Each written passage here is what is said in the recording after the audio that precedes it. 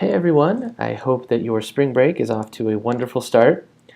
Mine is off to a rainy, overcast start here in Albuquerque, but that's okay. We'll get through it. This week is not so much spring break for me. The kids are in school. CNM, the community college I teach at, does not have a spring break, so I'll be plugging away this week.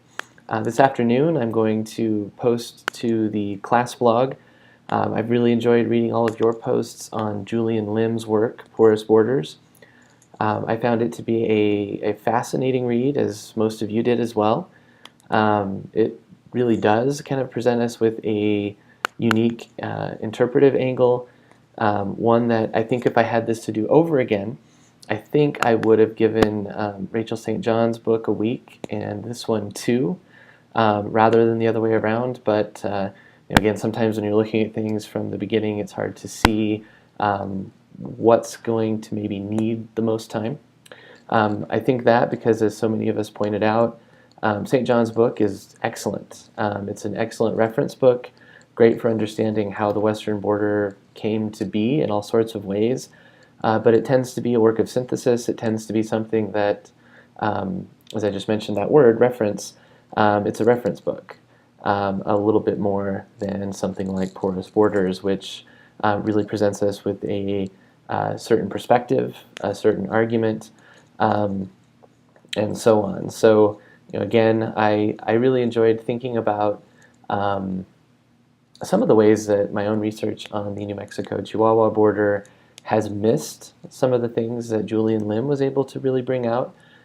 In terms of finding all of the different groups of people who were involved in the borderlands, and that kind of thing. In terms of some of the themes that I saw, something that struck me as I read through all of our posts this week was the tension that came out of this book, the ways that we kind of all internalized it and interpreted it ourselves.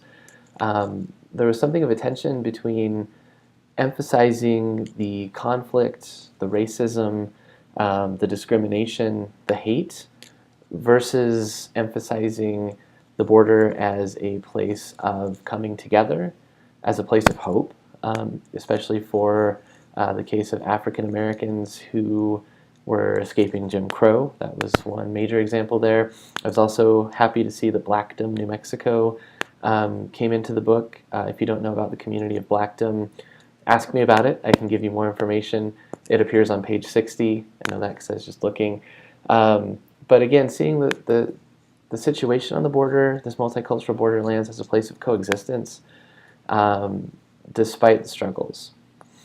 I really just want to emphasize that I think it's all of those things.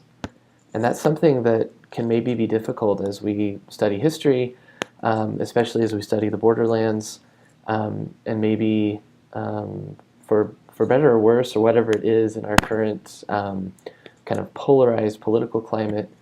And I say current, but if you look at U.S. history, we've had a polarized political climate many times, just sometimes more striking than others. But at any rate, I think it's important to kind of hold all of these tensions together in our minds and realize the ways that they're all true.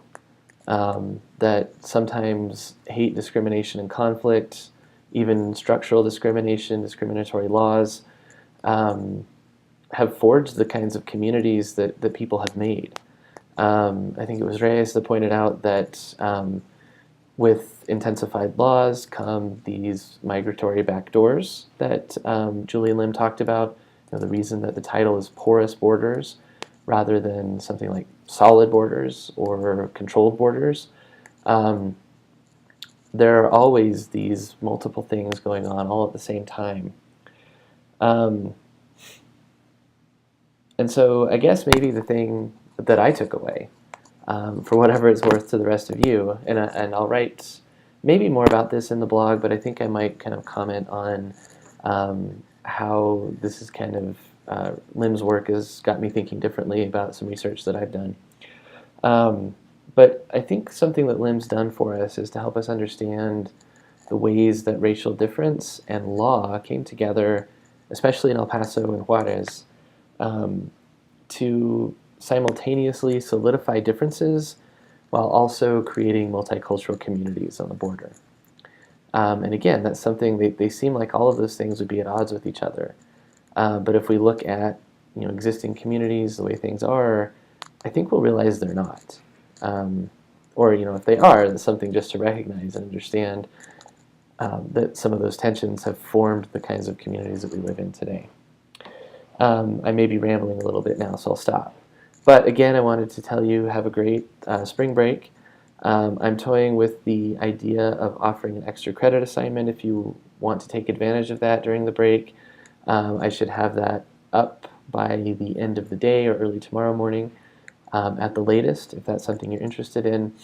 And again, I look forward to thinking a little bit more about this myself and then moving into Kelly Lytle Hernandez's book next week, looking at the foundations and the history of the Border Patrol.